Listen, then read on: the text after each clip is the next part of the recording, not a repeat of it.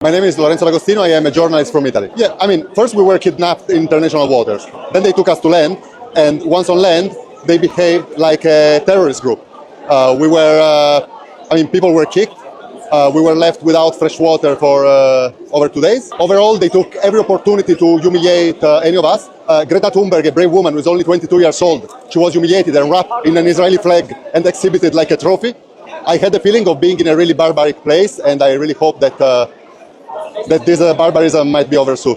Yeah, Begivir was outside at the arrivals place at the Ashdod port where we arrived, and it was sort of like making sure that we were treated like terrorists because we thought we were terrorists. So I was unlucky enough to get out just while Ben-Gvir was coming, and so the police used very very tight handcuff on us that stopped our circulation. They blindfolded us and they put us in a van with barely any clothes and with very very low temperature, so high conditioning that was freezing, and they kept us there for probably 3 hours, so the whole night.